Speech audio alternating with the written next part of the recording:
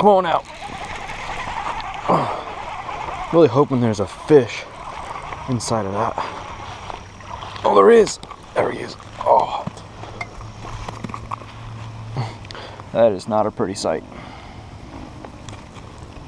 Wow. This may be a female. I don't know. Only because they're spawning.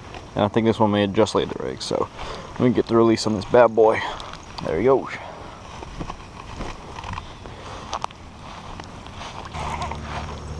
Then we're gonna stick to the swim bait.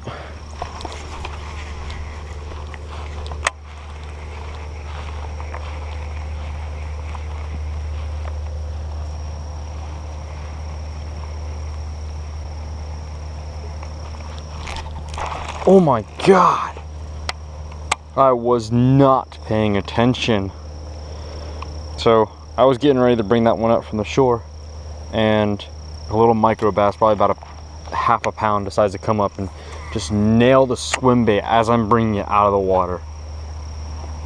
Oh my God, that got my heart bumping.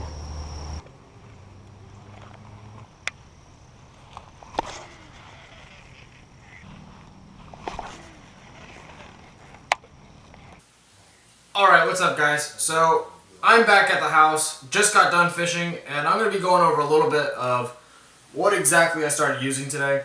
So, starting off, I decided to throw a spinnerbait, and now this was more of a chartreuse spinnerbait, and then I had the trailer hook on it, and this is in the double willow leaf blade with 1 silver and 1 gold, and now if you guys can see that, so that's going to be in the ½ ounce color chartreuse, and like I said again, this is the KVD spinnerbait, and I started off throwing a spinnerbait because the conditions were right. It was a little chilly outside, it was windy, and it was very cloudy.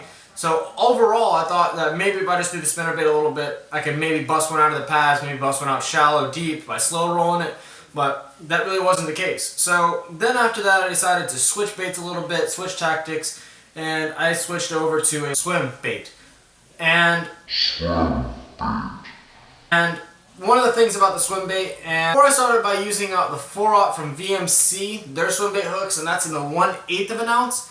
And I really like those because they're a little bit lighter and the bait sits a little bit more to the surface of the water, of course, because it's a lighter weight.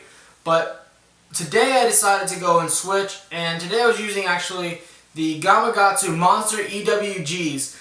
And this was the 7-aught, and this is actually a 1/4 ounce weight. Now the reason why I was using the 1/4 ounce weight was because of the cold front that actually came in, which is driving the bass down a little bit deeper instead of being up shallow.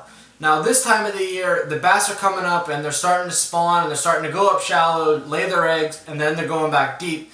And it's just all like Mother Nature. It's like the selection. Some bass are coming up now, some bass will come up in a week, some in 2 weeks, so on, and some will even come up in spring. Now, the bait that I was actually using for the swim bait was the Keitech swim bait. Now, this is the Swing Impact, and this is the 4.8-inch flash silver flash minnow, excuse me. And this bait, let me just bring it out and show you guys a little bit. So, this bait overall, it's got the ribs going down the side, and what I like about this bait so much is that you can actually work it so slow and you'll still get the tail vibration on it. It is a very soft bait. It's not too firm, it's not too shabby. It gets the job done if you're trying to slow roll or if you're trying to burn it through. Now, one thing I do like about this is it actually has a little bit of movement in the water. So it's not just like the back paddle goes, that whole entire swim bait moves with it. So it really acts like a fish. And even when you're on the pause and you let it sink, it wobbles side to side as it's falling. So it gives that image of a dying bait fish. So that's really what I think was key. Now, talking like into the retrospects, when I caught that bass, it was really good. It was really inside the lily pads. I wasn't expecting to get a fish on that, and I was able to pull him out of the weeds, even though I was using fluorocarbon.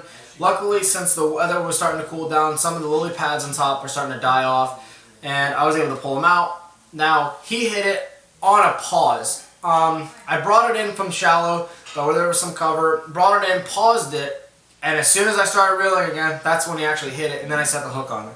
And one of the things that really helped me on that was the bigger EWG hook. And now, I'm not a big fan of using big hooks, but when it comes to swim baits, I really like using the big hooks because even if that bass gets that tail in his mouth, you can still have confidence when you set the hook that you're going to get that hook inside of his mouth because it's just so big and so long. That's what she said. Just kidding.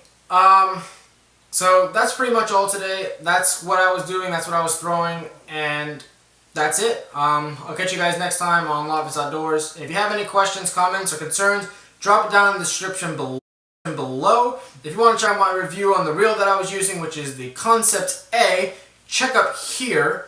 And if you want to check out any of my other reviews, check up here. If you want to hit the subscribe button, subscribe right down there. Now, catch you guys later. As I always say in all my videos, tight lines.